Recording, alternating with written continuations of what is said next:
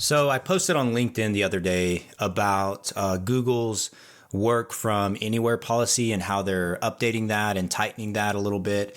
And I find it super interesting because sorry, I'm trying to figure out my computer here. Okay. I find it really interesting because, I'm also reading this book. It's called The Upside Down of Irrationality by Dan Ariely, I think is his name. But it says the unexpected benefits of defying logic at work and at home.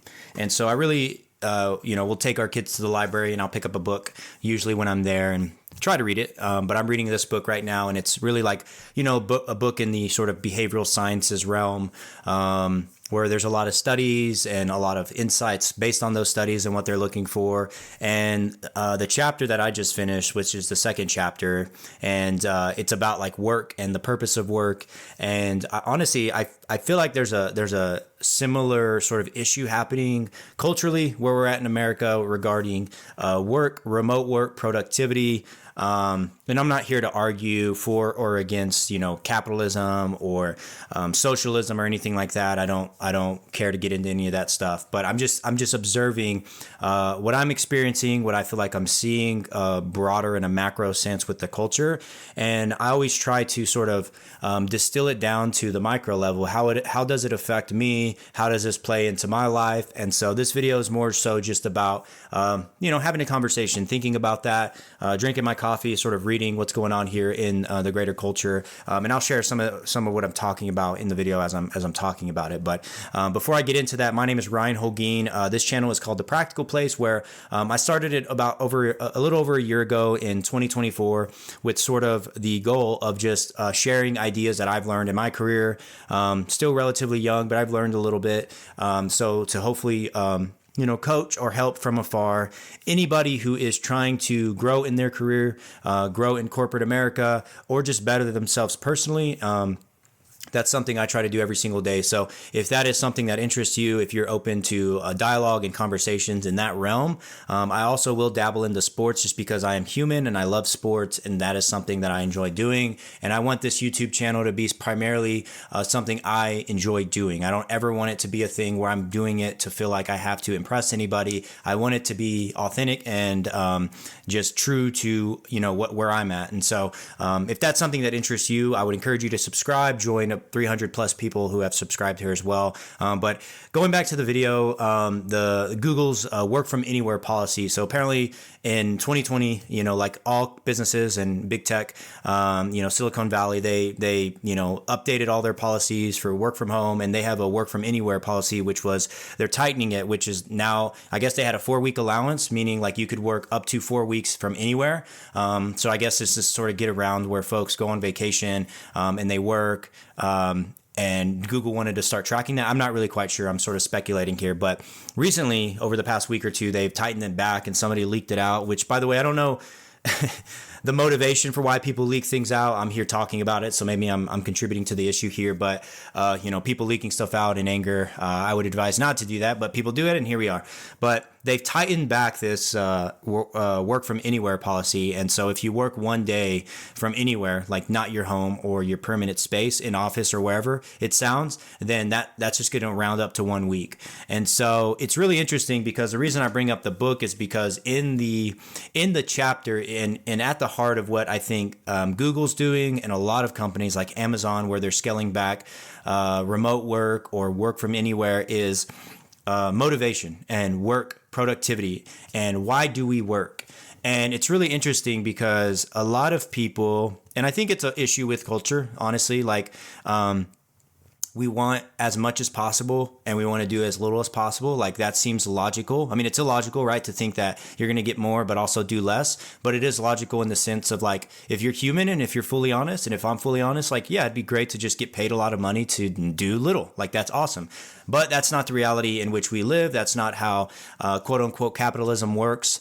you have to, you get out what you put in, sort of thing, is how it's supposed to work, right? All things equal. And so we have this issue with, I think one of the issues, I'm not saying I have the answer, I'm just thinking out loud here, which is motivation. And so in this book that I'm reading about work, it talks about, there's a study they did, and I think it was at a university where they basically put up a paper, like a flyer, an advertisement for like build Legos for money, right? Earn money by building Legos. And essentially what you would have was the same goal, but you would have two different groups. One group, they would build like these bionicle sort of robot Legos or whatever.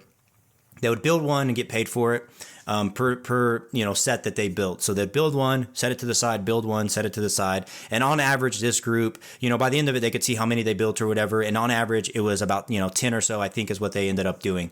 On average, that group built 10 Legos, all on average. And then the second group, goal was the same. They explained the instructions the same. Hey, you build as much, you get paid this amount for every one you build, but with a little different twist. And this is where sort of the heart of the issue of motivation, and how I'm going to tie it back to what Google's doing, or what I think that these companies are doing, and what the issue is across the board with a lot of people, myself included, is in the second group. They said, okay, you build as much. And so when they started building, they completed it, set it to the side. They got the new box for the new one, and then they started building that. But as they were building their second one, the first one, the moderator, whoever, started taking apart their first one and putting it back into the box. And so they got done with their second one, set it aside, and the person gave them the first one, packaged back up to build again. And so it was kind of this cycle of really having one built at a time and then rebuilding the one that they just built.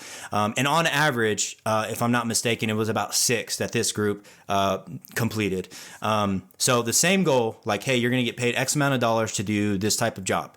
The difference is the motivation and the sort of perception from the actual person doing it.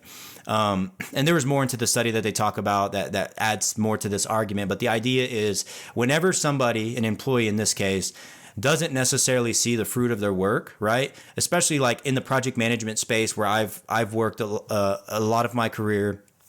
Or just when you work with internal company stakeholders, as opposed to being a sales rep or a customer service rep. If you're a customer service rep, you can answer the phone and you may not like your job, but you're talking to a customer, and you start with a problem and you end with the solution, hopefully, right? So you see the fruit of your labor, even in a small sort of lowercase m motivational way. Whereas in this case, you're seeing the work that you're doing, and you're doing the same job as this other group here, but it's kind of demotivating, is the point they're trying to make, to know that you're doing a job and it almost seems like it's for nothing. You know that you're getting paid for it, but it seems like it's for nothing. And as I'm thinking about this situation with Google, and I know it's really hard, and in my LinkedIn post I talk about like trying to measure knowledge work is like something everybody talks about and things companies want to do, but it's like, really, how do you do that? Like, who's setting the standard for what qualifies as productivity? A lot of this, you go back to Adam Smith, and they talk about it in the book of like Wealth of Nations, division of labor. Like, a lot of the productivity efficiency logic applies really well to manufacturing. When you're punching out vehicles with Ford Motor Company, like, you're punching out a bunch of vehicles, like, you can measure how many widgets you produce, right? That's productivity. That's really easy to measure. It's a physical thing, start to finish. How quick did it take? What was the bottleneck? How do you fix that? And how do you make it quicker? When it's knowledge work, where you're working on projects that require thinking, creativity, which is a lot of this digital age we live in, the technology age we live in, that's a lot of the work of skilled workers now. Like, you're working on projects that are really hard to measure. Like, how long did it actually take? And engineers try to do this. Engineering firms try to, like, a lot. That's really popular there. Software, you try to measure work, and you have your Kanban philosophy of work output and the flow of work in progress, all that stuff, right? We're trying to do the best we can, and I'm not saying it's all for naught and it's for nothing. I'm not sitting here trying to blow up the system. I'm just asking these questions and sort of thinking about it internally as I'm talking about it. Like, what is that? Like, what is that for me? Like, is it enough for me? And I'd encourage you to ask yourself, if you're somebody that's kind of stuck, whether it's early in your career, you're in college, you're having a quarter life, midlife crisis, like what the heck am I doing? Like, I am working every day. I have a decent salary, and I'm just trying to find purpose, because the work that I'm doing, I just don't see like what the benefit is. And you could have a growth mindset. And I already hear all the TED Talks of all the people that say you can find motivation from within, or you can lead above, lead above you, or lead your leaders, and all that stuff. And I'm all for it. And I think there's a place for all that stuff. But I feel like to the core of every human, I'm generalizing here, right? Big time. There's this desire of cause and effect. There's this desire of, I did something. What was the result of the something I did? And did it actually matter? And now we have, we're in a society now to where it's not necessarily seem like a zero sum game. Like what I mean by that is like, if you're not happy where you're at, you can go somewhere else, and it's really not going to affect that company. They're going to move on. They're going to backfill your role, or they're not. It is what it is. And that's why these companies have a lot of jobs, and then they do layoffs. I feel is because you employ for these roles where you want to grow, and I think it's a good thing, right? You want to grow as a company. Obviously, it's all about the bottom line for the most part, which is fine. Like, I appreciate that, and I like making money, but whenever you start to cut back and you start to see budget cuts or you start to see layoffs, it's because the reality is like we're employing people for roles that like we want to grow and it sounds great, but like it's not really a necessary job. They're just kind of doing things, and hopefully something comes out of that as we invested money and capital and time and resources into that thing. But the people doing the work are still there, right? They still have lives, they still have motivations, they still have desires and wants. And I'm not saying one is good or one are bad. It's just something I'm thinking about. I wonder if it's something anybody else is thinking about. Like, is that something that you, listening to this, watching this, think about, are currently struggling with?